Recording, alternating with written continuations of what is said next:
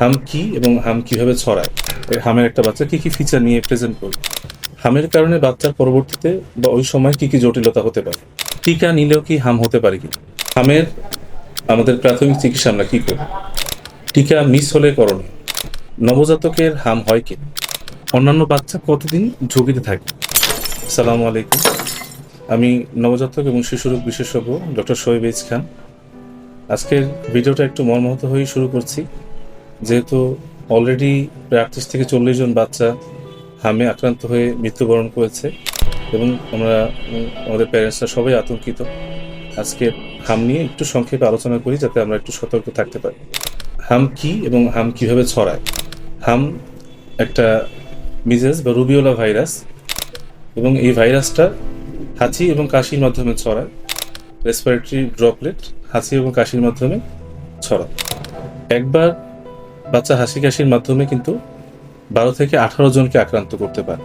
ভয়ের ব্যাপার হচ্ছে এই ভাইরাসটা একটা এনভেলপ ভাইরাস, যে কারণে আক্রান্ত বাচ্চার হাঁচি কাশি আক্রান্ত বাচ্চা সেই স্থান ত্যাগ করার পরেও প্রায় 2 ঘন্টা স্টেবল থাকতে পারে এবং অন্যান্য বাচ্চাকে ইনফেক্টেড করতে পারে। এই জন্য সতর্ক থাকতে হবে। এই ভাইরাসটা শ্বাসনালীর মাধ্যমে প্রবেশ করে এবং প্রবেশ করে আমাদের বাচ্চাদের যে ইমিউনিটি সিস্টেমকে এটাকে টেম্পোরারি ডিসেবল করে দেয় এবং ডিসেবল করে দিয়ে আমাদের যে সবগুলো সিস্টেমই কিন্তু সে এফেক্টেড করে এবং মারাত্মক সংক্রমণ ঘটায়। হামের একটা বাচ্চা কি কি ফিচার নিয়ে প্রেজেন্ট করবে। প্রথমে বাচ্চা প্রচণ্ড জ্বর থাকবে, 104-105 ডিগ্রি পর্যন্ত চলে যেতে পারে। প্রচণ্ড কাশি থাকবে, চোখ লাল হয়ে যেতে পারে এবং চোখ থেকে প্রচুর পানি পড়বে। এবং এই জ্বরের চতুর্থ দিনে বাচ্চার শরীরে ছোট ছোট বিচির মতো ম্যাকুলোপ্যাপুলার র্যাশ, এই র্যাশ অ্যাপিয়ার করবে। হামের কারণে বাচ্চার পরবর্তীতে বা ওই সময় কি কি জটিলতা হতে পারে।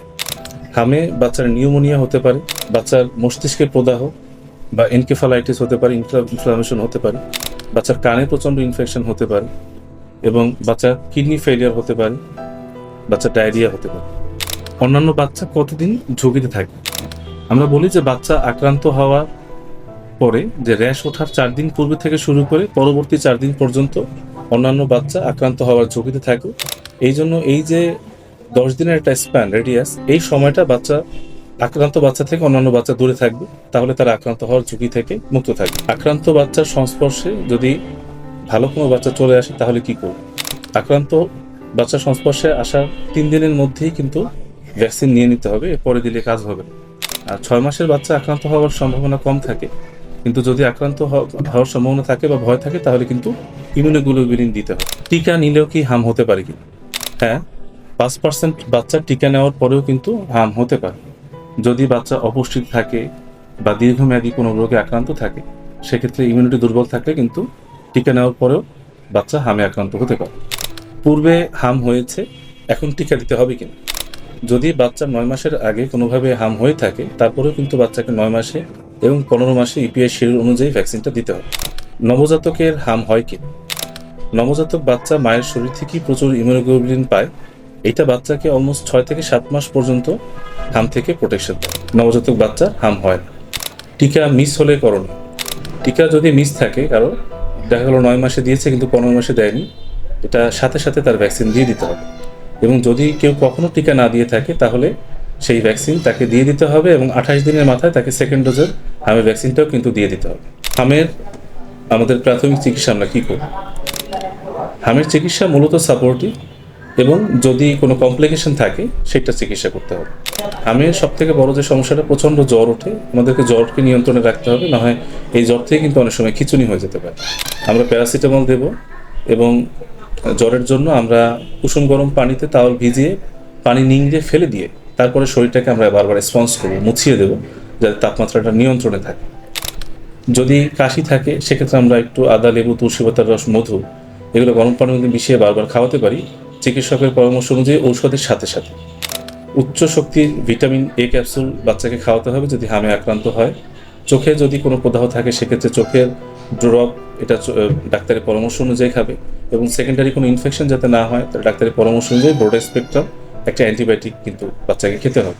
এবং নিউমোনিয়া বা অ্যাকিউট রেনাল ফেলিয়ার বা অন্য ধরনের যদি কোনো কমপ্লিকেশন ডেভেলপ করে, সেটা সেই অনুযায়ী চিকিৎসকের পরামর্শ অনুযায়ী চিকিৎসা নিতে হবে বাচ্চা। হাম প্রতিরোধে আমাদের করণীয় 9 মাস এবং 15 মাসে ইপিআই শিডিউলের যে ভ্যাকসিনটা আছে সেই ভ্যাকসিনটা আমরা বাচ্চাদেরকে দিয়ে দেব এবং যে আক্রান্ত বাচ্চা থাকবে সেই বাচ্চাকে কিন্তু অবশ্যই আমরা স্কুলে পাঠাবো না বা পাবলিক স্পেসে পাঠাবো না, আইসোলেটেড রাখবো। এবং বাচ্চাকে যে অ্যাটিকেটগুলো আছে, যে কাশির সময় একটু মুখটা সরিয়ে নেওয়া, মুখে রুমাল দেওয়া বা মাস্ক ব্যবহার করা, এইসব এটিকেট আমরা বাচ্চাদেরকে এখন থেকেই শিখিয়ে নেব। আমাদের প্যারেন্টসদেরকে আমরা অনুরোধ করব আমি যে আপনারা আতঙ্কিত হবেন না, প্যানিকড হবেন না। এ রোগের চিকিৎসা আছে এবং এই সাপোর্টিভ ট্রিটমেন্টের মাধ্যমে আপনার বাচ্চা সুস্থ হবে ইনশাল্লাহ। এটা করোনা বা এ ধরনের কোনো মরণবিধি নয়, এর চিকিৎসা রয়েছে, আপনারা আতঙ্কিত হবেন না। যে কোনো ধরনের কোনো সমস্যা হলে আপনারা সুচিকিৎসকের পরামর্শ নেবেন এবং সেই অনুযায়ী সামনে আগাবেন। আপনাদের বাচ্চার সুস্বাস্থ্য কামনা করি, বিদায় নিচ্ছি। আসসালামু আলাইকুম।